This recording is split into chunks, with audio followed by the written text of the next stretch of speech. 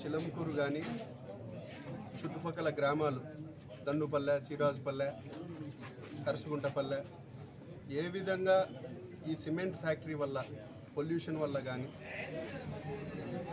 ఏ విధంగా ఇబ్బంది పడుతున్నారో వాళ్ళ నోటి మాటలతోనే మీరు విన్నారు.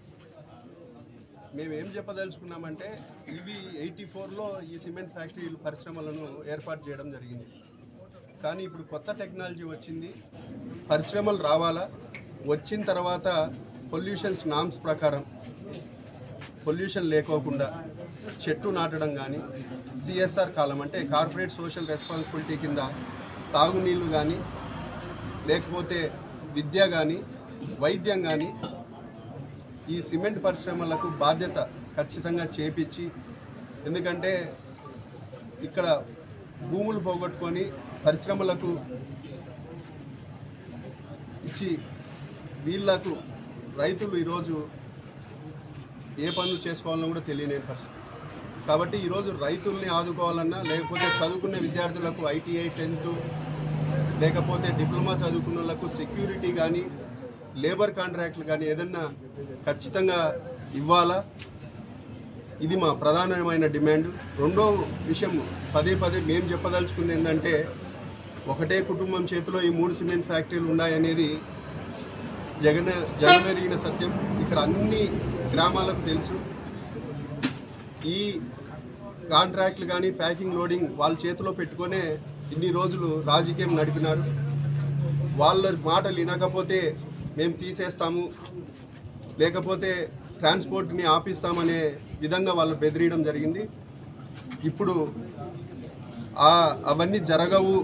ఖచ్చితంగా ఎవరైతే భూములు పోగొట్టుకున్నారో, ఎవరైతే దాదాపు 20-30 ఏళ్ళ నుంచి వాళ్ళ చేతిలో అన్యాయం గురైనారో వాళ్ళందరికీ న్యాయం చేయాలనే ఒక ఉద్దేశంతోనే ఈరోజు మేము ఈ యాజమాన్యాన్ని డిమాండ్ చేస్తున్నాం. ఖచ్చితంగా మార్పు రావాలా, మీ సిమెంట్ పరిశ్రమలు నడవాలా, కానీ మార్పు రావాలా. ఒకరి చేతిలోనే ఈ కాంట్రాక్ట్స్ కానీ, లేకపోతే ఈ ఉద్యోగ అవకాశాల విషయం కల్పించడంలో కానీ మీ యాజమాన్యం కూడా ముందుకు రావాలా.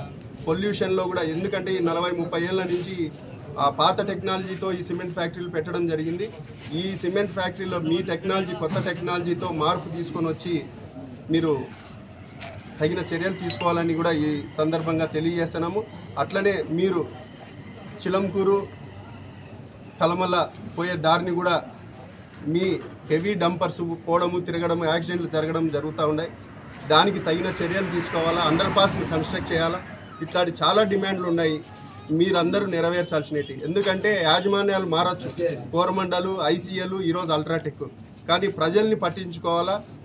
ఎవరు మారినా కూడా, కోరమండల్ మారినా, కోరమండల్ నుంచి ICL మారినా, ICL నుంచి అల్ట్రాటెక్ మారినా కూడా 20-30 ఏళ్ళ నుంచి ఒకటే కుటుంబం చేతిలో ఇక్కడ పెత్తనం జరుగుతూ ఉంది. వీళ్ళు రాజకీయంగా ఈ ఫ్యాక్టరీలను వాడుకోవడం కూడా జరుగుతూ ఉంది. మీకు వాళ్ళ కన్సర్న్లో వాళ్ళ మాట వింటే ఓకే, లేదంటే తీసేయడం కానీ, ఇబ్బంది పెట్టడం కానీ జరుగుతూ ఉంది.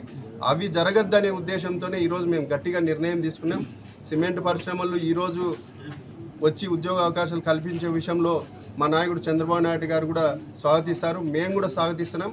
కానీ దానికి తగ్గట్టుగా ఈరోజు ఇక్కడ మీరు తీసుకోవాల్సిన చర్యలు, CSR కాలం కింద విద్యా, వైద్యము, అట్లనే తాగునీళ్ళు, లేకపోతే పొల్యూషన్ని స్క్రబ్బర్స్ని పెట్టి, ఎయిర్ స్క్రబ్బర్స్ని పెట్టి పొల్యూషన్ తగ్గించడం కానీ, అట్లనే గ్రీన్ కార్డర్ అని మీరు చెట్లు నాటి ఇక్కడ ఒక గ్రీన్ జోన్ తయారు చేయాలని కూడా ఈ సందర్భంగా డిమాండ్ చేస్తున్నాం.